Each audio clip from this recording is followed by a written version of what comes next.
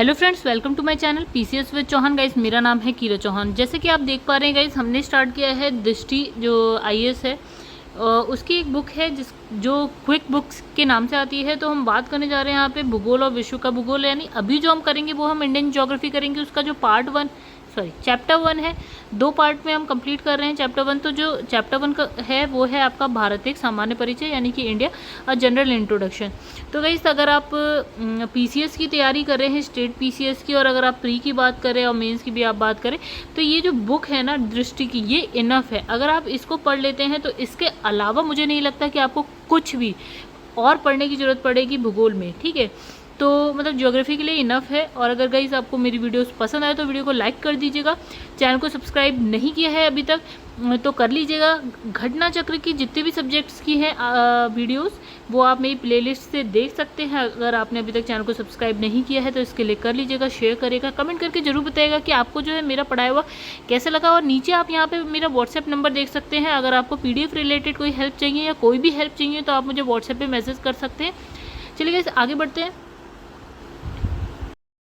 तो दोस्तों चलिए देखिए, स्टार्ट करते हैं। जो कि हमारी दृष्टि बुक है, यानी कि क्विक बुक है। क्विक बुक के नाम से आती है। भारत एवं विश्व का भूगोल। सबसे पहले हम देखते हैं भारत का भूगोल। तो गाइस यहाँ पे सिलेबस देख लेते हैं भारत का भूगोल। तो देखिए यहाँ पे है भारत का भूगोल। चैप्टर नंबर 1 से स्टार्ट करेंगे, भारत एक सामान्य परिचय। ठीक है, अच्छी बात इसमें ये है कि चैप्टर के अंदर के सब टॉपिक्स भी यहाँ पे ना आपको आराम से देखने को मिल जाएंगे। तो चलिए सिलेबस देख लेते हैं भारत के भूगोल का एक बार। ठीक है,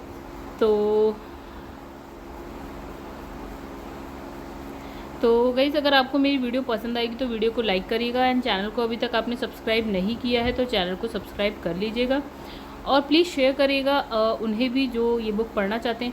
तो गाइज़, जो नेक्स्ट पार्ट है वो है विश्व का भूगोल। तो जब हम विश्व का भूगोल स्टार्ट करेंगे हम तब उसकी बात करेंगे। फिलहाल हमारा जो है भारत का भूगोल और चैप्टर नंबर 1 के अंदर जो टॉपिक्स है वो भी यहाँ पे लिखे हुए हैं, आप देख सकते हैं। चलिए अब फटाफट करते हैं स्टार्ट। देखिए, भारत का भूगोल है, उसके बाद है भारत एक सामान्य परिचय, यानी कि इंडिया अ जनरल इंट्रोडक्शन। ठीक है, तो स्टार्ट करते हैं हम टॉपिक। तो गाइस यहाँ लिखा है सामान्य परिचय। तो सामान्य परिचय में अगर बात करें तो यहाँ पे लिखा है, और थोड़ा सा जूम कर लेते हैं इसे। तो इसने कहा कि हमारे देश का नाम क्या है, भारत है बिल्कुल। तो प्राचीन काल से अब तक जो है भारत को अनेक नामों से पुकारा गया है। ठीक है, तो भारत के विशाल उपमहाद्वीप को हम क्या बोलते हैं, भारतवर्ष कहते हैं। ठीक है, तो भारत का नामकरण ऋग्वैदिक काल के प्रमुख जन यानी कि भरत के नाम पर पड़ा है। ठीक है, चलो आगे बढ़ते हैं। अब यहाँ पे लिखा है कि वायु पुराण के एक अन्य संदर्भ में दुष्यंत और शकुंतला के पुत्र जिनका नाम है भरत, उनके नाम पे भी हो सकता है, जिनके नाम पे क्या भूभाग का नाम भारत पड़ गया। वास्तव में क्या है, यहाँ पे लिखा है भारत शब्द का सबसे पहले जो उल्लेख है वो कहाँ आया था, पुराणों में आया। भारत जो है जम्बू द्वीप का दक्षिण भाग है। ठीक है, जम्बू द्वीप का दक्षिण भाग है, आपको ये बात पता होनी चाहिए। ठीक है, आर्यों का निवास स्थल होने के कारण क्या है, इसे हम क्या और बोलते हैं, आर्यावर्त भी बोलते हैं। ठीक है, मध्यकालीन इतिहास लेखकों, यानी कि अगर हम फारसी और अरबी जो लेखक थे उनकी अगर बात करें तो देश को इन्होंने क्या बोला, फारसियों ने बोला हिंद, और जो अरबी थे उन्होंने बोला हिंदुस्तान। मतलब एक ही बात, हिंद अथवा हिंदुस्तान शब्द से भारत को संबोधित किया है। अब इसने कहा भारत के पर्याय के रूप में हमने क्या, इंडिया शब्द की व्युत्पत्ति किसने, यूनानी शब्द, यानी कि जो इंडिया शब्द की उत्पत्ति है वो एक यूनानी शब्द है, इंडोई, इससे हुई है। ठीक है, चलो अब आते हैं, हम बात करते हैं यहाँ आकार और भौगोलिक अवस्थिति की। ठीक है, तो यहाँ पे देख लेते हैं भैया। तो इसमें लिखा है अगर हम कुल क्षेत्रफल की बात करें तो 32 लाख, मतलब 32,87,263, अगर अप्रॉक्स बोलो तो 32 लाख वर्ग किलोमीटर जो है इसका क्षेत्रफल है, एरिया है। अच्छा, ये जो है ना कुल भौगोलिक क्षेत्रफल का, अगर आप पूरी पृथ्वी पे बात करें तो कितना है, 2.4% है भारत का एरिया। ठीक है, अगर हम आकृति की बात करें तो ये क्या है, चतुष्कोणीय है, कुछ इस तरह से है। ठीक है, चतुष्कोणीय है। ठीक है, इसका जो है उत्तर दक्षिण तक विस्तार अगर हम बात करें, अगर इंडिया की किलोमीटर्स में अगर हम बात करें गाइस, यानी कि इसने कहा ये वाला एरिया। ठीक है, ये कितना है, इसने कहा यहाँ पे 3214 किलोमीटर। और अगर हम पूरब पश्चिम की बात करें तो गाइस ये हमारा है 2933। अच्छा, मुख्य भूमि ये वाली जो भूमि है वो पूरी मुख्य भूमि कही जाती है। अंडमान निकोबार द्वीप समूह ये आप देख लेंगे। लक्षद्वीप देखिए तो यहाँ पे आपको दिख जाएगा। तो ये जो है, अगर आप इन सब की बात करें तो भारत की तट रेखा की लंबाई की अगर हम बात करें, जैसे मुख्य भूमि आप ये तट रेखा कह लीजिए, ठीक है, ये पूरी आपकी समुद्र से मिल रही, ये वाली नहीं, ठीक है, यहाँ तक आपकी समुद्र से मिल रही है। अंडमान निकोबार की देख लीजिए, लक्षद्वीप की देख लीजिए। तो इसने कहा जो तट रेखा है ना उसकी लंबाई इसने कहा 7517 किलोमीटर है, ठीक है। ओके, आगे बढ़ते हैं। मतलब अप्रॉक्स में इतनी है, वैसे इतनी है, ठीक है, मतलब 16.6 है। अच्छा, तो अब बात करते हैं कि जो उसकी स्थलीय सीमा की लंबाई है तो वो है आपकी कितनी, 15,106 किलोमीटर, ठीक है। तो कहीं कहीं ये कितना लिखा है, इतना भी लिखा है, कोई भी क्या 15,000 के आसपास है, ठीक है। तो उसकी जो स्थलीय सीमा है, तटीय हमने देख ली, स्थलीय सीमा की अगर हम बात करें तो 15,000 किलोमीटर के आसपास आपको जो है इसकी लंबाई यहाँ पे आपको दिख जाएगी, ठीक है। चलो आगे बढ़ जाते हैं। तो यहाँ पे देखिए भारत की अगर हम ये हो गया, भारत जो है पूरी तरह से उत्तर पूर्वी गोलार्ध में स्थित है। इसका मतलब क्या है गाइस कि अगर हम भारत, ये पृथ्वी है, ठीक है, पृथ्वी पे अगर हम बात करें तो ये वाला इस तरह से हम कुछ बात कर लेते हैं, ठीक है। तो ये देशांतर है 0 डिग्री, ये अक्षांश है 0 डिग्री, ठीक है। तो भारत आपको ना यहाँ मिलेगा, यहाँ, यानी कि ये वाला साइड हो गया ईस्ट, ये हो गया आपका नॉर्थ, ठीक है, ऐसे समझते हैं। ये साइड है ईस्ट, ये हो गया वेस्ट, ये हो गया नॉर्थ, ये हो गया साउथ, ठीक है। तो मतलब अक्षांशों में देखेंगे तो नॉर्थ साइड और देशांतर में तो ईस्ट वेस्ट। तो आप कहाँ देख रहे हैं, ये ईस्ट और नॉर्थ, नॉर्थ मतलब नॉर्थ और ईस्ट, नॉर्थ और ईस्ट यानी कि उत्तर पूर्वी गोलार्ध में स्थित है, हम लोगों ने देख लिया, ठीक है। अगर अब इसके विस्तार की बात करें तो अगर हम बात करें, फिर से वही डायग्राम बनाएं अगर हम यहाँ पे, ठीक है, यहाँ भारत है तो इसकी यहाँ से लेकर यहाँ तक कितने अक्षांश के बीच में है, या यहाँ से यहाँ तक ये कितने देशांतर के बीच में, ये वाली बात। तो देखो नीचे वाला जो है वो आपका है 8 डिग्री 4 इंच उत्तरी अक्षांश, ठीक है, उत्तर में ही है, दक्षिण में तो कहीं आता नहीं भारत। और ऊपर वाला है 37 डिग्री 6 इंचेस, ठीक है। ये हो गए अक्षांश के बीच। अब देशांतर देखिए, अक्षांश का मतलब गाइस ये हो गया, यानी कि ये कि मतलब ये यहाँ से लेकर यहाँ तक की इसने बता दिया कि कौन से अक्षांश तक है। ये वाला ऊपर वाला इसने कितना बताया, 37 डिग्री कुछ भी, ठीक है। और नीचे वाला इसने बताया 8 डिग्री 4 इंच, ठीक है। अब इसने कहा देशांतर देखो कि यहाँ से यहाँ तक कितना है, ठीक है। तो देखिए यहाँ पे कितना लिखा है, यहाँ पे लिखा है, देखिए कहाँ से 68 डिग्री 7, यानी कि यहाँ से अगर हम बात करें 68 डिग्री 7 इंचेस से लेकर यहाँ पे अगर हम इस साइड वाली बात करें तो यहाँ पे है 97 डिग्री 25 इंच, ठीक है। पूर्वी देशांतर दोनों मतलब पूरब में ही है भारत, ठीक है। देशांतर में देखेंगे तो पूरब में, अक्षांश में देखेंगे तो उत्तर में ही है। तो यहाँ पे देखिए उत्तरी अक्षांश और यहाँ पूर्वी देशांतर, मतलब आप समझ गए होंगे। अगर आप अक्षांशों में देखेंगे तो उत्तर में दिखेगा, यानी कि नॉर्थ साइड दिखेगा, ये साउथ साइड होता है। और अगर आप देशांतर में देखेंगे, ठीक है, तो ये ईस्ट है, ये वेस्ट है, तो आपको भारत यहाँ दिखेगा, यानी कि पूर्वी साइड पर ही दिखेगा, ठीक है। अब इसने क्या कहा कि कर्क रेखा जो है कौन सी होती है, 23.5 उत्तरी अक्षांश होती है। मतलब अगर आप बात करें पृथ्वी है ये 0 डिग्री है, ये कर्क रेखा है 23.5 डिग्री पे है ना, ये है कर्क रेखा, ठीक है। और ये जो है ना भारत के बीच में से ऐसे करके गुजरती है कर्क रेखा, ठीक है। भारत जहाँ पे है उसके बीच में से कर्क रेखा। तो इसने कहा कि जो कर्क रेखा है ना उत्तरी अक्षांश पे होती है, नॉर्थ में है, ठीक है। तो ये जो है देश को लगभग 2 बराबर भागों में बांट देती है, ठीक है। चलिए समझ गए हम लोग। देखिए कर्क रेखा कुछ यहाँ से ऐसे जाती है, ऐसे करके चली जाती है, ठीक है, 2 बराबर भागों में बांट देती है। अच्छा, भारत का दोनों अक्षांशीय और जो देशांतीय विस्तार लगभग क्या है 30 डिग्री का है। मतलब इसने बोला कि अगर आप यहाँ से यहाँ तक कैलकुलेट करेंगे ना तो यहाँ 37 आता है, यहाँ पे आपका 97 के आसपास है, ठीक है। तो एक मिनट गाइस, इसने कहा बोला अक्षांशीय देशांतरीय विस्तार लगभग 30 डिग्री है। तो गाइस यहाँ पे ना, सॉरी मुझसे गलती हो गई, यहाँ 68 के आसपास है, यहाँ 97 के आसपास है, ठीक है। मतलब 98 मान लो एक तरह से, अगर 98 मान लें तो 98 में से जब आप 68 को माइनस करते हैं ना तो 30 के आसपास आता है। यानी कि जो ये वाला एरिया है ना इतना, ये 30 डिग्री के आसपास होगा। वहीं अगर हम ऊपर से नीचे तक का यहाँ का ऐसे देखें तो नीचे वाला 8 डिग्री था, ऊपर वाला 37 डिग्री था। अब इसे 37 को 1 मिनट के लिए हम 38 मान लेते हैं आसपास, ठीक है। तो 38 में से जब 8 माइनस करेंगे तो 30 है। तो यानी कि ये वाला भी देखेंगे ना आप, अगर ये यहाँ से यहाँ तक है तो वो भी 30 डिग्री है। मतलब यहाँ से यहाँ तक भी आप 30 डिग्री का गैप देखेंगे और ऊपर से नीचे तक भी आप 30 डिग्री का ही गैप देखेंगे। ये तो हो गई बड़ी बात, ठीक है। तो इसने यही कहा कि दोनों जो अक्षांशीय और जो देशांतीय विस्तार है वो 30 डिग्री है, ठीक है। अब लिखा है कि भारत की मुख्य भूमि क्या है, उत्तर में लद्दाख संघ राज्य क्षेत्र, यानी कि ये लद्दाख अब बन गया है यूनियन टेरिटरी। तो उत्तर में लद्दाख से लेकर दक्षिण में कन्याकुमारी तक है, और पूर्व में अरुणाचल प्रदेश से लेकर पश्चिम में कहाँ, गुजरात तक है। तो ये बात तो सब जानते हैं, बच्चा बच्चा जानता है कि भैया अगर हम भारत की बात करें तो उत्तर में लद्दाख से स्टार्ट होता है और नीचे सबसे लास्ट में यहाँ पे ना कन्याकुमारी है, वहाँ तक है, और यहाँ अरुणाचल प्रदेश से गुजरात तक है। ये तो बहुत छोटी सी बात है। अच्छा, तो भारत के उत्तर पश्चिम, उत्तर उत्तर पूर्वी सीमा, यानी एक तो इसने ये कहा और ये कहा और ये वाली साइड कही, ठीक है। तो जैसे ये होता है, क्या होता है, ईस्ट वेस्ट नॉर्थ साउथ।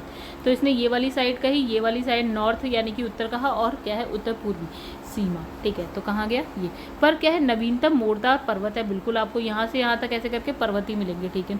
जबकि दक्षिण में आपको क्या मिलेगा, अगर आप दक्षिण में भारत की बात करें तो दक्षिण में प्रायद्वीपीय क्षेत्र का विस्तार है। मतलब आपको अगर दक्षिण की बात करें यहाँ पे, तो यहाँ पे आपको प्रायद्वीपीय पठार मिलेगा, ठीक है। उसके बाद लिखा है कि भारत का प्रायद्वीपीय भूभाग क्या है, उत्तर में चौड़ा है और 22 डिग्री उत्तरी अक्षांश से दक्षिण की ओर क्या हो जाता है, संकरा हो जाता है। बिल्कुल आप ऐसे ही देख सकते हैं चौड़ा है कि नहीं है। देखिए यहाँ पे तो चौड़ा है और नीचे जैसे जैसे जा रहे हैं देखिए आप, ये संकरा होता जा रहा है। तो बहुत सिंपल सी बात लिखी है। चलो आगे बढ़ जाते हैं। अब यहाँ पे एक चीज़ लिखी है 1 फैदम, मतलब होता है 6 फुट के बराबर, ठीक है। जैसे ये रटने के लिए है और इम्पॉर्टेंट भी पता आपको पता। एक मानक मील कितना होता है, 1.584 किलोमीटर होता है। एक समुद्री मील होता है 1.8 किलोमीटर होता है। तो कुछ ना याद हो तो एटलीस्ट एक ये जरूर याद रखिएगा, एक फैदम कितना होता है, 6 फीट के बराबर। एक समुद्री मील कितना होता है, 1.824 किलोमीटर। 1.8 ही याद रख लेगा, 24 की क्या ज़रूरत है, मतलब आपको पता हो जाए 1.8 किलोमीटर के आसपास होता है। चलो आगे बढ़ते हैं, ठीक है। तो अब यहाँ पे लिखा है हिमालय पर्वतमाला द्वारा क्या है, भारतीय प्रायद्वीप की मुख्य भूमि को एशिया से अलग किया जाता है। और देखिए अब इसने कहा ना कि ऊपर एशिया है। जैसे अब यहाँ पे बात करें, अगर हम बात करें जैसे तो ये हो गया यूरोप, यहाँ पे आपका, यहाँ से आपका ऐसे करके कुछ जा रहा है सपोज, ठीक है। तो ये वाला एशिया है, ठीक है, एशिया। अब यहाँ पे है हिमालय पर्वत। तो इसने कहा हिमालय पर्वत क्या करता है ना, भारत को पूरे एशिया से अलग करता है। बिल्कुल सही बात है। भारत पूर्व में बंगाल की खाड़ी, पश्चिम में अरब सागर, दक्षिण में हिंद महासागर से घिरा हुआ है। बिल्कुल सही बात है कि ये क्या है, पूर्व वाली साइड। अगर आप यहाँ वाली देखेंगे तो यहाँ पे आपको मिलेगा बे ऑफ बंगाल, यहाँ देखेंगे तो आपको मिलेगा अरब सागर, यहाँ देखेंगे तो इंडियन ओशन यानी कि हिंदी में बोलते हैं हिंद महासागर, ठीक है। तो ठीक है आगे बढ़ जाते हैं। अब यहाँ पे लिखा है भारत की मुख्य भूमि से दूर अंडमान निकोबार द्वीप समूह में क्या है स्थित दक्षिणतम बिंदु क्या है आपका, इंदिरा पॉइंट है, अथवा क्या है, पिगमेलियन पॉइंट ग्रेट निकोबार द्वीप पर मिलेगा। और भारत का सबसे उत्तरी बिंदु है इंदिरा कॉल, जो कि लद्दाख में मिलेगा। यानी 2 बिंदुओं की इसने बात करी, एक इसने कहा है इंदिरा पॉइंट कहाँ पे है, एक इसने कहा इंदिरा कॉल कहाँ पे है। तो इसने कहा सबसे नीचे अगर हम भारत की बात करें तो गाइस ये है, रुको, यहाँ पे है, तो यहाँ पे आपको मिल जाएगा इंदिरा पॉइंट, ठीक है। और सबसे ऊपर भारत का पॉइंट है तो यहाँ पे आपको मिल जाएगा इंदिरा कॉल, ठीक है। मतलब सबसे उत्तरतम और सबसे उत्तर में और सबसे दक्षिण में क्या क्या है इसने बता दिया। अच्छा, अब यहाँ पे इसने सबसे पूर्व में क्या है आपका, किबिथू है, वो है अरुणाचल प्रदेश में। और पश्चिम में क्या है, गुहार मोती है। किबिथू और गुहार मोती कहाँ पे, कच्छ जिला गुजरात में है। तो गुहार मोती और क्या है, किबिथू, ठीक है। तो सबसे पश्चिम में देखिए यहाँ पे आपको मिल जाएगा ना गाइस, यहाँ पे गुहार मोती, और यहाँ पे आपको अरुणाचल प्रदेश में सबसे पूर्व में मिल जाएगा किबिथू, ठीक है। चलो ये भी आसान सा था। आपको ये कुछ चीज़ें याद रखनी है, जैसे कि ये दक्षिण वाला पॉइंट है, ये उत्तर वाला पॉइंट है, ये आपका पूर्व वाला पॉइंट है और ये आपका पश्चिम वाला पॉइंट है, ठीक है। भारतीय मुख्य भूमि का सबसे दक्षिणतम बिंदु क्या है? केप कोमोरिन है। मतलब अब कन्याकुमारी तमिलनाडु, मतलब अब इसका क्या है गाइस, देखिए दो तरीके से बात करें। इसने यहाँ पे लिखा है ना मुख्य भूमि, मुख्य भूमि यानी कि भारत, अगर आप अंडमान निकोबार यानी कि जो समुद्र में है और यहाँ मुख्य भूमि से अलग है, ऑब्वियसली मुख्य भूमि से अलग है, मुख्य भूमि तो ये है। तो अगर हम मुख्य भूमि में बात करें तो ये है, सबसे लास्ट ये है, नहीं तो यहाँ पे है इंदिरा पॉइंट था सबसे लास्ट, लेकिन ये इंदिरा पॉइंट से भी थोड़ा सा ऊपर आता है ये वाला, जो कि है कन्याकुमारी, ठीक है। तो ये मुख्य भूमि पे है कन्याकुमारी और इसी को हम केप कोमोरिन बोलते हैं, ठीक है। तो दो बात हो गई, एक तो इसने कहा मुख्य भूमि पे सबसे दक्षिणतम पॉइंट कौन सा है, तो वो है कन्याकुमारी या केप कोमोरिन बोल सकते हैं। लेकिन जब आप अंडमान निकोबार भी देखते हैं तो यहाँ पे है सबसे दक्षिणतम, जिसको आप बोलते हैं इंदिरा पॉइंट, ठीक है। तो ये क्वेश्चन बन जाता है उन नए बच्चों के लिए जिनको थोड़ा सा कन्फ्यूज़न हो सकती है। अब देखिए यहाँ पे क्या है, यहाँ पे लिखा है जोन, लिखा है यहाँ, लिखा है सम्मिलित राज्य केंद्र शासित प्रदेश, यानी कि इसने कहा कि उत्तर, अगर हम भारत में बात करें तो नॉर्दर्न जोन जो है ना, उसमें कौन कौन से राज्य या फिर केंद्र शासित प्रदेश आते हैं। मतलब भारत के उत्तरी जोन में या उत्तरी क्षेत्र में कौन कौन से राज्य या केंद्र शासित प्रदेश आते हैं। तो उत्तर में अगर आप बात करें तो जम्मू कश्मीर, लद्दाख, पंजाब, हिमाचल प्रदेश है, हरियाणा है, चंडीगढ़, दिल्ली और राजस्थान। यानी कि अगर आप उत्तरी साइड में देखें तो कौन कौन से आते हैं, देखिए उत्तर में है लद्दाख, जम्मू कश्मीर, हिमाचल हो गया, पंजाब इसने कहा, राजस्थान बोला इसने, ठीक है, और इसने दिल्ली बोला, ठीक है। तो ये सब जो है उत्तर में आ जाते हैं। और उत्तराखंड भी तो उत्तर में ही आएगा, कहीं और कहाँ जाएगा, चलिए उत्तराखंड इसमें नहीं है। चलिए यहाँ पूर्वी क्षेत्र, सॉरी मुझे थोड़ा सा, हाँ चंडीगढ़ भी उधर ही आ जाएगा ना, और पंजाब हरियाणा सब, ठीक है। तो पंजाब हरियाणा चंडीगढ़ सब आ गया। तो देखिए यहाँ पे है पंजाब है, हरियाणा है, यहीं पे चंडीगढ़ है, ये नई दिल्ली है, हिमाचल प्रदेश है, लद्दाख है, जम्मू कश्मीर है, राजस्थान, ये सब उत्तर वाली साइड पे आ जाता है, ठीक है, ये वाला इतना एरिया। चलो अब आगे बढ़ जाते हैं। तो फिर इसने कहा पूर्वी क्षेत्र में कौन कौन सा आता है, बिहार है, झारखंड है, उड़ीसा और वेस्ट बंगाल, ठीक है। अभी समझेंगे हम लोग क्यों इतना ही आया, ठीक है। तो इसने कहा ये वाला बिहार हो गया, झारखंड हो गया, वेस्ट बंगाल हो गया, उड़ीसा, ये इसकी भारत का जो है पूर्वी जोन आता है, ठीक है, पूर्वी जोन है, ठीक है। और देखते हैं फिर इसने कहा पश्चिमी क्षेत्र में है गुजरात, महाराष्ट्र, गोवा, दादर नगर हवेली, दमन दीव। तो ये भी आप लोग जानते हैं कहाँ पे है, तो ये आपका है गुजरात, इसने कहा महाराष्ट्र, दादर नगर हवेली और दमन दीव, ये आ गया आपका पश्चिमी साइड पे आ गया, ठीक है, पश्चिमी जोन है। अच्छा उसके बाद अगर हम बात करें मध्यवर्ती क्षेत्र की, तो मध्यवर्ती में देखिए मध्य प्रदेश है, छत्तीसगढ़, उत्तर प्रदेश और उत्तराखंड है। मतलब जो हमने उत्तराखंड था वो मध्यवर्ती क्षेत्र में आ जाता है, यानी कि मध्यवर्ती, ये उत्तराखंड हो गया, ये उत्तर प्रदेश हो गया, ये मध्य प्रदेश हो गया, ये छत्तीसगढ़ हो गया, ये मध्यवर्ती हो गया, ठीक है, ये मध्यवर्ती हो गया, ठीक है। ये आपने पूरब में ये वाला देखा था, पूरब वाला साइड ये था, ठीक है। और ये वाला पश्चिम वाला साइड यहाँ पे हमने देख लिया, ठीक है, ये पश्चिम वाला साइड था।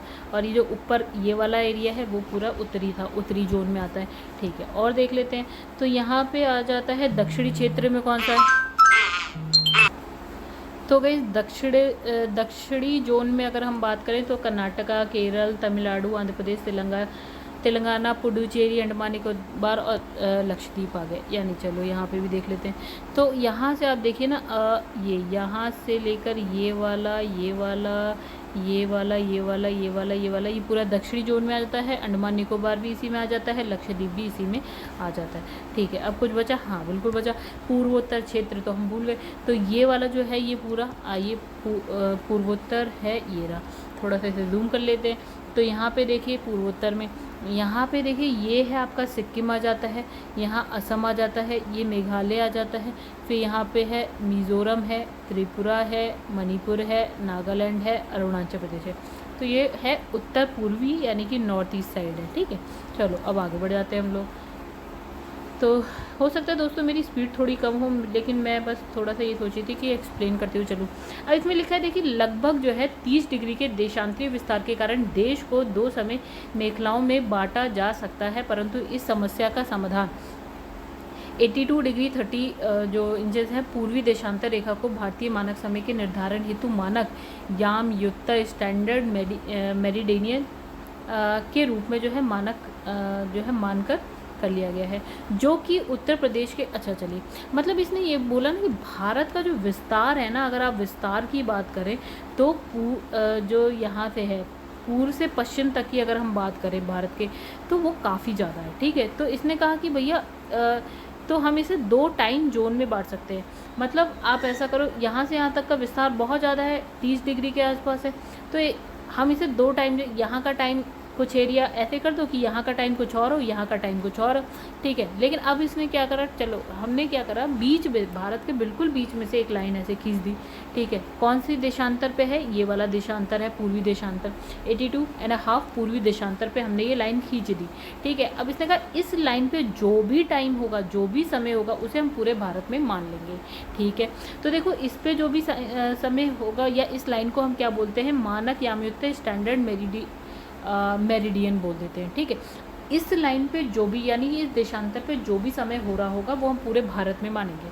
ठीक है, अब इसने कहा ये जो लाइन जो हमने बीच में खींची थी ना भारत के, तो ये कहाँ से जाती है, उत्तर प्रदेश के मिर्ज़ापुर से होती हुई, मिर्ज़ापुर, कुछ स्रोतों में इसे क्या है, इलाहाबाद के नैनी को भी बताया। मतलब आपके पास अगर ऑप्शन में है कि उत्तर प्रदेश के मिर्ज़ापुर से होती हुई जा रही है या इलाहाबाद के नैनी से होती हुई जा रही है, तो दोनों ही सही होगा अगर ऐसा ऑप्शन आता है तो। ठीक है, तो यहाँ से ये लाइन होती हुई जाती है। ठीक है, जैसे ये उत्तर प्रदेश है, ठीक है, ये लाइन कुछ ऐसे होती हुई जा रही है, सपोज यहाँ से ऐसे करके जा रही है, तो यहाँ पे, यहाँ से कुछ ऐसे करके जा रही है, तो यहाँ पे या तो इलाहाबाद का नैनी आपके पास आ जाएगा या मिर्ज़ापुर आ जाएगा ऑप्शन में। ठीक है, तो आप टिक लगा लीजिएगा। अब इसने कहा कि जो मानक समय रेखा है ना, भारत के कहाँ कौन कौन से राज्य से होकर गुजरती है, तो देखिए कहाँ कहाँ से हो रही है, उत्तर प्रदेश, मध्य प्रदेश, छत्तीसगढ़, उड़ीसा, आंध्र प्रदेश, यानी कि यहाँ पे बात कर रहे हैं हम 5 राज्यों की। ठीक है, तो देखिए फिर से एक बार देख लेते हैं, तो कहाँ कहाँ से हो रही है, उत्तर प्रदेश, मध्य प्रदेश और छत्तीसगढ़, उड़ीसा और आंध्र प्रदेश, ऐसे कहीं होके जा रही है। मतलब इतने राज्यों से इसमें और देखिए उड़ीसा में भी मिल गई और यहाँ पे आंध्र प्रदेश, तो 5 राज्यों से होकर ये लाइन जो है जा रही है 82.5 डिग्री। ठीक है, अच्छा अब यहाँ पे इसने क्या बोला कि भारतीय मानक समय जो है ग्रीनविच समय 5.5 मतलब घंटे आगे है। मतलब कि जो अगर ये पृथ्वी है, ठीक है, तो जो ये देशांतर है 0 डिग्री वाला, यहाँ पे जो टाइम हो रहा होगा और यहाँ पे है सपोज भारत के बीच से जो हमने 82.5 पे जो रेखा निकाली है, ठीक है, यहाँ से यहाँ पे कितनी आगे हैं हम, यानी कि कितनी तेज़ चल रहे हैं 0 डिग्री से, तो कितनी आगे हैं, 5.5 घंटे हम आगे चल रहे हैं। ठीक है, यानी कि यहाँ पे जो भी, सपोज़ कि यहाँ पे बज रहे हैं 5:30 शाम के, तो यहाँ पे कितने बज रहे, नहीं कुछ और कहते हैं, तो गाइस सपोज़ कि यहाँ पे जो है रात के 12 बज रहे हैं, तो यहाँ पे दिन के 5:30 बजेंगे, यानी कि हम यहाँ यहाँ 3 तारीख को, मतलब यहाँ जो भी है रात में 12 बज रहे हैं और यहाँ क्या है अगले दिन की सुबह हो रही है 3:30 बज रहे हैं, मतलब कि हम 0 डिग्री से 5.5 घंटे आगे चल रहे हैं। ठीक है, अब यहाँ लिखा है देश की सबसे पूर्वी और सबसे पश्चिमी देशांतर रेखाओं के मध्य जो है आपका 30 डिग्री का अंतर होने के कारण क्या है, सुदूर पूर्व और सुदूर पश्चिमी भागों में समय का जो अंतर है वो 2 घंटे का हो जाता है। यानी कि अगर वैसे आप देखें, अगर आप यहाँ पे पूरा भारत ऐसे बना दें, ठीक है, ये भारत है सपोज, अब यहाँ से यहाँ तक इसने कहा 30 डिग्री का अंतर है, तो यहाँ के समय में और यहाँ के समय, हालांकि हमने बीच में जो भी समय हो रहा था हमने पूरे भारत में मान लिया, यहाँ अगर यहाँ पे 2 बज रहे हैं तो हमने कहा यहाँ भी 2 बज रहे हैं, यहाँ पे भी 2 बज रहे हैं, लेकिन जो ये 30 डिग्री का अंतर पता है, यहाँ पे अगर 2 बज रहे हैं तो यहाँ पे 12 बजे दिखाएगा, मतलब ये समझ लीजिए कि यहाँ 2 घंटे का अंतर दिखाएगा, 30 डिग्री पे 2 घंटे का अंतर होता है। ठीक है, कैसे होता है कैलकुलेशन हम आगे देख लेंगे, लेकिन 30 डिग्री पे कितने 2 घंटे का अंतर होता है। यानी कि अगर हम पूरब में बात करें, सपोज़ यहाँ पे हो रहा है 4 AM, ठीक है, तो यहाँ पे अभी हो रहा है 2 AM, यानी कि अभी यहाँ पे ना एक्चुअली सूरज यहाँ से निकलता है, तो यहाँ पे तो सूरज निकल चुका है 4 AM पे, लेकिन यहाँ तक उसे पहुँचने में टाइम लगेगा। अभी यहाँ पे रात ही हो रही है, अंधेरा ही हो रहा है, 2 AM हो रहा है, मतलब ये समझिए कि 2 घंटे का गैप आ रहा है। ठीक है, इससे ज़्यादा अभी मत समझिए, सब समझ लेंगे हम लोग बाद में। अच्छा देखिए यहाँ पे अब समझने का टाइम आ गया शायद। यहाँ पे लिखा है विश्व के देशों ने आपसी समझ के तहत मानक यामोत्तर को जो है 7 डिग्री 30 इंच देशांतर के गुणांक पर चुना है। यही कारण है कि 82.5 पूर्वी यामोत्तर को भारत का माना गया। ज़्यादा कुछ मत समझिए, आप ये समझिए भारत का मानक यामोत्तर कितना है 82.5, क्योंकि ये भारत के बिल्कुल बीचों बीच से होकर गुजरता है। कैसे, ये भी देख लेते हैं। अगर आप भारत को ऐसे देखें, यहाँ पे हमने देखा था 68, यहाँ हमने देख लिया 98, मतलब 97 कुछ था, ठीक है। तो बीच में गैप हो गया आपका 30 डिग्री का, यहाँ पे गैप हो गया, ठीक है। तो यहाँ से अगर आप 68 में 15 प्लस कर दो, यहाँ 15 मान लो, आधा करो 30 को, तो 15 और 15, तो 68 में अगर आप 15 ऐड कर दो तो 8 9 10 3 1 6 7 8, तो 83 डिग्री कुछ आ गया, यानी कि ये 83 डिग्री हो गई। देखिए हम लमसम लेके चल रहे हैं ना, अप्रॉक्स में लेके चल रहे हैं, ठीक है। तो ये 83 82 के ही आसपास है, मतलब हमने देखो एग्जैक्ट कैलकुलेशन नहीं करी, हमने आसपास वाली कैलकुलेशन करी है। तो 83 आपने देख लिया यहाँ पे, यानी कि 82 हो गया। समझ गए होंगे अब आप शायद कि भारत यहाँ पे 68 हो गया, यहाँ पे 98 लेके चल रहे हैं, बीच में गैप 30 का है, तो यहाँ 15 मान लो, यहाँ 15 मान लो। जब 68 और 15 करते तो यहाँ पे जो आएगा वो 83 के आसपास आ जाएगा, यानी कि 82.5 आ जाएगा। बस यही बात है। अभी यूएसए में 9 समय कटिबंध, यानी कि जो है टाइम जोन कितने हैं 9 है, और रशिया में कितने हैं 11 है। मतलब ये इसने कहा कि एक्चुअली भारत के लिए भी कहा गया कि यार भारत बहुत बड़ा, यार 30 डिग्री का अंतर है यहाँ पे, ठीक है। कई बार आप देखना ना, यहाँ पे बैठे हुए को उजाला दिखेगा, यहाँ देखिए, यहाँ पे अगर रात हो जाएगी ना जल्दी, यहाँ पे अभी भी उजाला होगा। मेरी मेरी सिस्टर है वो उदयपुर में, ठीक है। कभी कभी ऐसा होता था कि मैं उनसे वीडियो कॉल पे बात करी हूँ, हमारे यहाँ मैं बरेली में हूँ अगर, तो बरेली में क्या होता था, अंधेरा हो जाता था, ठीक है, वहाँ पे उजाला ही चल रहा होता था। तो ये है। अगर आप यूएसए की बात करें तो यूएसए का एरिया बहुत बड़ा है, तो वहाँ पे क्या है 9 टाइम जोन है, और रशिया की बात करें तो 11 टाइम जोन है। 11 टाइम जोन का मतलब 11 अलग अलग क्षेत्रों में क्या अलग अलग टाइम चल रहा है। रशिया ही है, लेकिन 11 जगह पे 11 अलग अलग टाइम चल रहा है, ठीक है। वैसे यूएसए में 9 जगह ऐसी हो गई, 9 जगहों पे अलग अलग टाइम चल रहा है। वैसे ही भारत में कहा गया कि भैया एटलीस्ट 2 टाइम जोन तो कर दो, लेकिन फिर यहाँ पे प्रॉब्लम बहुत मैनेज करना पड़ जाता है, ठीक है। पूरे भारत में अगर कर दिया जाए 2 टाइम जोन, तो पता चला पूरब में कुछ और टाइम हो रहा है, ठीक है, वेस्ट बंगाल में कुछ और टाइम चल रहा है, और क्या बोलते हैं राजस्थान या गुजरात में कुछ और चल रहा है। तो यहाँ पे मैनेज करना थोड़ा सा मुश्किल है अभी भारत में, इसलिए यहाँ पे अभी थोड़ा सा टल गई बात, ठीक है। चलो टल गई तो टल गई। अब इसने कहा जो कर्क रेखा है ना, हमने कहा भारत के बिल्कुल बीच से होकर गुजरती है, और कितने राज्यों से होकर गुजरती है, 8 राज्यों से होकर गुजरती है। तो कहाँ कहाँ से, गुजरात है, राजस्थान, मध्य प्रदेश, छत्तीसगढ़, झारखंड, वेस्ट बंगाल, त्रिपुरा एंड मिजोरम से होकर गुजरती है। चलिए देख लेते हैं एक बार। तो इसने कहा ऐसे जा रही, गुजरात है, मध्य प्रदेश है, छत्तीसगढ़ है, झारखंड है, वेस्ट बंगाल है, त्रिपुरा है, और ये मिजोरम है। कुछ छूट गया क्या? हाँ छूट गया भैया, उड़ीसा तो छूट ही गया हमारा। तो ऐसे, तो देखिए 1 2 नहीं थोड़ा गलत हो गया। फिर देखिए गुजरात है, राजस्थान है, मध्य प्रदेश है, आपका छत्तीसगढ़ है, झारखंड है, वेस्ट बंगाल है, त्रिपुरा है और मिजोरम है। देखिए 1, फिर यहाँ पे राजस्थान आ जाता है, फिर यहाँ मध्य प्रदेश आ जाता है, यहाँ पे छत्तीसगढ़ आ जाता है, यहाँ पे झारखंड आ जाता है, यहाँ पे वेस्ट बंगाल आ जाता है, यहाँ पे त्रिपुरा आ जाता है, यहाँ पे आ जाता है मिजोरम। तो 8 राज्यों से होकर गुजर रही है आपकी जो कर्क रेखा 23.5 डिग्री नॉर्थ में जो होती है, ठीक है, 23.5 डिग्री उत्तरी अक्षांश। मानक समय रेखा और कर्क रेखा आपस में क्या है, एक दूसरे को कहाँ, छत्तीसगढ़ में काटती है। मतलब इसने बोला जो अभी हमने मानक समय रेखा देखा था जो कुछ इस तरह से जा रही थी, ठीक है, ऐसे नहीं ऐसे। इसने कहा ये जो जा रही है कर्क रेखा, और ये मानक समय रेखा जो जा रही थी यहाँ पे 82.5 पे जा रही थी, ठीक है। तो इसने कहा ये कहीं पे तो काटती है भैया, तो ये कहाँ काट रही है एक दूसरे को, देखिए ये छत्तीसगढ़ लिखा है, तो ये छत्तीसगढ़ में काटती है, ठीक है। आगे बढ़ जाते हैं हम लोग, चलो आगे बढ़ते हैं। तो यहाँ पे लिखा है कि भारत एकमात्र ऐसा देश है जिसके नाम पर क्या है, एक महासागर का नाम है, जैसे कि हम जानते हैं हिंद महासागर। भारत के पूर्वी और पश्चिमी घाट क्या है, नीलगिरी में आकर मिलते हैं। मतलब जो ये भारत का अगर आप नीचे वाला साइड ऐसे बनाएंगे ना, तो यहाँ पे होता है पश्चिमी घाट भारत का, यहाँ होता है पूर्वी घाट, तो ये आके कहीं तो मिलेंगे, तो वो जो जगह है उसको बोला गया है नीलगिरी। अच्छा, क्षेत्रफल की दृष्टि से भारत का अगर हम बात करें, सबसे बड़ा राज्य कौन सा है, राजस्थान, और सबसे छोटा राज्य कौन सा है, गोवा है। चलिए ये क्वेश्चन है। अब है क्षेत्रफल की दृष्टि से सबसे बड़ा यूनियन टेरिटरी यानी कि केंद्र शासित प्रदेश कौन सा है, आपका जम्मू कश्मीर, और सबसे छोटा कौन सा है, लक्षद्वीप है। चलिए जनसंख्या की दृष्टि से अगर बात करें तो भारत में सबसे बड़ा राज्य कौन सा है, हमारा है उत्तर प्रदेश, तो सबसे छोटा राज्य कौन सा है, सिक्किम है।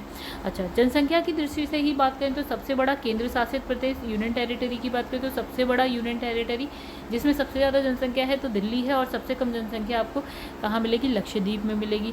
अच्छा, इसने कहा कि दमन द्वीप जो है के बीच जो है खंबात की खाड़ी क्या है, अवस्थित है। यानी कि दमन द्वीप, जो ये वाला एरिया ना गाइस, ये वाला, इसे हम बोलते हैं खंबात की खाड़ी, ठीक है, और यहीं पे है दमन द्वीप, राइट।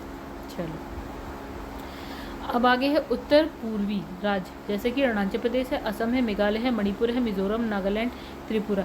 इसको हम क्या बोलते हैं, 7 बहनों की संज्ञा दे, 7 सिस्टर्स बोलते हैं। जो उत्तर पूर्वी है ना, यानी कि ये वाला साइड, इसको हम बोलते हैं 7 सिस्टर्स। यहाँ पे 7 राज्य हैं, आप देखिएगा, ठीक है, हमने नाम अभी पढ़े, ठीक है। भारत के राज्यों केंद्र शासित प्रदेशों में उत्तर प्रदेश का ऐसा राज्य है, मतलब उत्तर प्रदेश एक ऐसा राज्य है जिसकी जो सीमा है ना, सबसे ज़्यादा राज्यों से मिलती है, यानी 8 राज्यों से मिलती है। कौन कौन से राज्य से?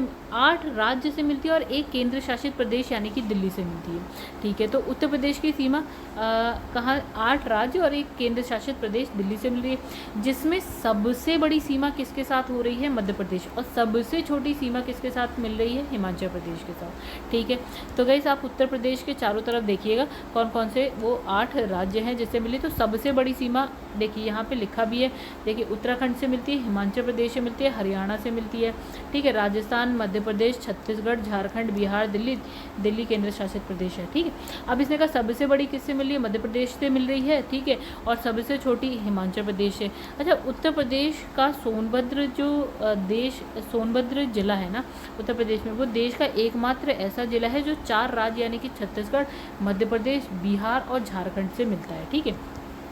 चलो आओ देखो, तो सोनभद्र जिला आप ऐसे मान लीजिए कि यहाँ पे, तो ये जो है मध्य प्रदेश से भी मिलेगा, छत्तीसगढ़ से भी मिल रहा है और यहाँ से भी मिल रहा है, झारखंड से और बिहार से भी मिल रहा है, यानी कि यहाँ सोनभद्र जिला है 4 राज्यों से मिल रहा है। अब उत्तर प्रदेश की सीमा देखिए सबसे बड़ी किसके साथ है? ये देखिए, ये है पीले वाले से, यानी कि मध्य प्रदेश के साथ है, और सबसे छोटी यहाँ पे है छोटी सी हिमाचल प्रदेश। ये जो हिमाचल प्रदेश है ना, इसके साथ सबसे छोटी है। और किस किस से मिली है? उत्तराखंड से मिल रही है, यहाँ पे हरियाणा से मिल रही है, दिल्ली एक केंद्र शासित प्रदेश उससे मिल रही है, राजस्थान से मिल रही है, मध्य प्रदेश से तो मिल ही रही है, छत्तीसगढ़ से मिल रही है, झारखंड से मिल रही है और बिहार से मिल रही है। और एक अलग देश की बात करें तो नेपाल से मिल रही है। तो इसकी ये तो देश है, ठीक है, अंतर्राष्ट्रीय सीमा हो जाती है वो, ठीक है। तो इतना आप लोग समझ गए होंगे। सबसे बड़ी सीमा है इसके साथ मध्य प्रदेश और सबसे छोटी सीमा है हिमाचल प्रदेश के साथ। सोनभद्र जिले की बात हो गई जो 4 राज्यों से मिल रहा है, मध्य प्रदेश से मिल रहा है, छत्तीसगढ़, झारखंड और बिहार से मिल रहा है, ठीक है। आगे बढ़ जाते हैं हम लोग, ठीक है ठीक है ठीक है, आगे आगे आगे और आगे और आगे आगे। हाँ, तो इसने लिखा है भारत में 9 राज्य और 4 केंद्र शासित प्रदेशों की सीमा समुद्र तट रेखा से लगी हुई है, जिसमें गुजरात की जो समुद्री तट रेखा है सबसे लंबी और सबसे छोटी कौन सी है? गोवा की है, ठीक है। चलो अभी ये भी समझेंगे। और इसने लिखा है कि 19 राज्यों और 4 केंद्र शासित प्रदेश स्थलरुद्ध हैं, जिसमें से कि जो 5 राज्य हैं जिसमें कि हरियाणा, छत्तीसगढ़, तेलंगाना और मध्य प्रदेश और झारखंड, और 2 केंद्र शासित प्रदेश दिल्ली, चंडीगढ़ ऐसे हैं जिसकी जो सीमा है अंतर्राष्ट्रीय सीमा को स्पर्श नहीं करती, मतलब कि ये भारत के अंदर है, वो किसी भी इंटरनेशनल बॉर्डर पे नहीं मिलती है। अब ये देखिए, अब इसने क्या बोला, इसने कहा पहले तो समुद्री सीमा की बात करी इसने। तो समुद्री सीमा में इसने कहा कि एक तो गुजरात हो गया यहाँ पे, फिर उसके बाद इसने कहा महाराष्ट्र हो गया, फिर इसने कहा गोवा हो गया, फिर कर्नाटका हो गया, केरल हो गया, तमिलनाडु हो गया, आंध्र प्रदेश हो गया, फिर यहाँ पे उड़ीसा हो गया, फिर यहाँ पे वेस्ट बंगाल है। ये सब समुद्र से मिल रही है, ठीक है। और आपका समुद्र से मिलने वाला अंडमान निकोबार है, लक्षद्वीप है, और उसके बाद आपके पास है दादर नागर हवेली एंड दमन द्वीप, ये आ गया, ठीक है। ये आपका समुद्र से मिल रहा है। हाँ, एक और समुद्र से मिल रहा है जो कि आपका क्या है? Union territory. इसने कहा 4 थी, जो कि है यहाँ पे पुडुचेरी, ठीक है। तो 4 यूनियन टेरिटरी हो गए। अब इसने कहा कि जो 5 राज्य, मतलब अब अंतर्राष्ट्रीय सीमा की बात करी, जिसकी जो मतलब जो किसी से नहीं मिलती, जो भारत के बिल्कुल बीचों बीच में। देखिए छत्तीसगढ़ किसी से नहीं मिलेगी, छत्तीसगढ़ बिल्कुल बीच में मिल जाएगा आपको, तेलंगाना आपको बिल्कुल बीच में मिल जाएगा, ठीक है। आपको ये मध्य प्रदेश बिल्कुल बीच में मिल जाएगा, आपको झारखंड बिल्कुल बीच में मिल जाएगा, ठीक है। यहाँ पे देखिए हरियाणा आपको एकदम से बीच में मिल जाएगा। तो देखिए 5 जगह हमने यहाँ पे दिखा दी, जो कि एक हरियाणा और दिल्ली, ठीक है, ये बिल्कुल ही बीच में, हरियाणा, दिल्ली, चंडीगढ़, ये सब बीच बीच में है, जो कहीं ना समुद्र से मिल रहा है ना बाहर कहीं से मिल रहा है, ठीक है। चलो, तो ये कहीं से नहीं मिल रहा है। 2 केंद्र शासित प्रदेश दिल्ली और चंडीगढ़ कहीं से नहीं मिल रहा है, ठीक है। हमने सब पढ़ लिया, आगे बढ़ते हैं। अब इसमें लिखा है कि तो गाइस लिखा है कि राज्यों केंद्र शासित प्रदेश में पुडुचेरी एक ऐसा केंद्र शासित प्रदेश है जो 3 राज्यों में फैला हुआ है, ठीक है। मतलब देखिए पुडुचेरी की अगर हम बात करें ना, तो पुडुचेरी के 3 पार्ट हैं। एक है आपका ये यनम, ठीक है, एक है यनम, एक है कराईकल, एक है माहे, यानी यनम है, एक है कराईकल, एक है माहे। तो यनम कहाँ है? आंध्र प्रदेश में है। छोटे छोटे एरिया हैं ये तीनों, ठीक है। तो यनम कहाँ है? आंध्र प्रदेश में है। कराईकल कहाँ है? तमिलनाडु में है। और माहे कहाँ है? केरल में है, ठीक है। मतलब यनम आंध्र प्रदेश, देखिए तो पुडुचेरी अगर आप ऐसे देखें ना, तो एक देखिए यहाँ पे कराईकल है, जो कि आपको कहाँ मिलेगा? तमिलनाडु में मिलेगा, ठीक है। यनम जो है इसमें तो लिखा नहीं है, तो यनम आपको आंध्र प्रदेश में मिलेगा, ठीक है। और एक है माहे, देखिए माहे लिखा है केरल में, ठीक है। तो यानी कि ये 3 जो यनम नहीं लिखा, हाँ गाइस ये लिखा है यनम। तो देखिए अब देखिए यनम पुडुचेरी का एक एरिया जो कि आंध्र प्रदेश में आ जाता है, कराईकल पुडुचेरी का एक एरिया जो कि तमिलनाडु में आ जाता है, माहे पुडुचेरी का एक एरिया है जो कि केरल में आ जाता है। तो ये तीनों जो है पुडुचेरी के ये एरिया हैं, ठीक है, पुडुचेरी के ही पार्ट है, ठीक है, जो 3 राज्यों में आपने देख लिया। अब इसने लिखा राज्य केंद्र शासित प्रदेश, तो इसने कहा कि समुद्र रेखा वाले, मतलब जो समुद्र से मिल रहे हैं वो राज्य कौन कौन से हैं? समुद्र से मिलने वाले केंद्र शासित प्रदेश ये हम ऑलरेडी देख चुके हैं। गुजरात, महाराष्ट्र, गोवा, कर्नाटका, केरल, तमिलनाडु, आंध्र प्रदेश, ओडिशा, पश्चिम बंगाल। ये आप एक बार फिर से मैप में देख सकते हैं। नहीं तो अंडमान निकोबार द्वीप समूह, लक्षद्वीप, दादरा नगर हवेली और दमन दीव और पुडुचेरी, 4 हैं ये टोटल, ठीक है। तो ये भी आप मैप में देख सकते हैं, इनफैक्ट मैंने दिखा दिया ऑलरेडी। अच्छा, अब यहाँ पे लिखा है कि दिल्ली से संलग्न राज्य कौन कौन से हैं। तो गाइस दिल्ली से जो जो राज्य हैं मिलते हैं वो कौन कौन से हैं? तो यहाँ पे है 1 2, चलो देखते हैं। तो देखिए यहाँ पे क्या लिखा है ना, एक हरियाणा मिलता है। हरियाणा के बहुत सारे एरिया मिलते हैं, बहुत सारे शहर दिल्ली से मिलते हैं। उत्तर प्रदेश के बहुत सारे शहर जो है दिल्ली से मिलते हैं। देखते हैं, जैसे हरियाणा का आपने फरीदाबाद दिल्ली से सुन लिया होगा, गुरुग्राम आपने दिल्ली से सुन लिया होगा, रोहतक की तरफ आप मेट्रो स्टेशन देख सकते हैं, सोनीपत है, रेवाड़ी है, ठीक है, मेवात, पानीपत है, पलवर, भिवानी, ये सब NCR में आ जाते हैं, ठीक है, ठीक है। और यहाँ पे है महेंद्रगढ़ है, जिंद है, करनाल है, झज्जर, ये सारे हरियाणा के एरिया जो कि दिल्ली से मिल रहे हैं, ठीक है। उत्तर प्रदेश का कौन कौन सा एरिया है जो NCR में आ गया है? मेरठ है, गाजियाबाद, गौतम बुद्ध नगर जिसमें नोएडा है, ठीक है, जहाँ मैं हूँ इस वक्त, ठीक है। तो यहाँ पे लिखा है बुलंदशहर है, हापुड़ है, बागपत है, मुजफ्फरनगर है, और क्या है? शामली, ये सारे NCR में आ जाते हैं। उसके अलावा राजस्थान का अलवर मिलता है दिल्ली से, और राजस्थान का भरतपुर मिलता है दिल्ली से। चलिए, अब देखिए राजस्थान की सीमा दिल्ली से नहीं लगती है, किंतु उसके 2 जिले यानी कि आपने कहा कि NCR में सम्मिलित है, ठीक है। मतलब सीमा तो नहीं मिली, दिल्ली से टच नहीं हो रहा है, बट हाँ ये दोनों जो है NCR में आते हैं। जैसे कि गाइस यहाँ पे दिखा है, ये दिल्ली होगा छोटा सा, ये उत्तर प्रदेश दिखा रहा है, ये हरियाणा दिखा रहा है, ये राजस्थान दिखा रहा है। तो जो जो मिल रहे हैं वो इसने दिखा दिए। चलो, तो चलो अब यहाँ पे लिखा है पड़ोसी देशों की बात कर लेते हैं, ठीक है। अब यहाँ लिखा है भारत की स्थलीय सीमाएं 7 देशों। तो वैसे एक बार और ज़रा देख लें कितना बचा है अभी, अगर क्वेश्चन कितने, हाँ ठीक है गाइस। तो यहाँ पे वीडियो हो गई है थोड़ी सी बड़ी, तो हम क्या करेंगे ना, नेक्स्ट वीडियो में हम लाते हैं पड़ोसी देश, ठीक है। मतलब यहाँ से जो हम करेंगे ना, अब वो हम करेंगे नेक्स्ट वीडियो में। तो गाइस वीडियो को एंड करने से पहले अगर आपको मेरी वीडियो पसंद आई हो तो लाइक करिएगा, और चैनल को सब्सक्राइब नहीं किया है तो सब्सक्राइब कर लीजिएगा। अब मेरा जो टारगेट है जियोग्राफी की तरफ है, जो क्विक बुक है, और जियोग्राफी की क्विक बुक इतनी सफिशिएंट है कि अगर आप PCS की बात करते हैं, प्री की बात करते हैं, BPSC की बात करते हैं, तो गाइस ये बुक इतनी सफिशिएंट है कि इसके अलावा आपको कुछ और पढ़ने की ज़रूरत नहीं पड़ेगी अगर आप जियोग्राफी की बात कर रहे हैं। तो गाइस अगर वीडियो पसंद है तो लाइक करिएगा, चैनल को सब्सक्राइब करिएगा, शेयर करिएगा। चलिए नेक्स्ट वीडियो में मिलेंगे, तब तक के लिए धन्यवाद।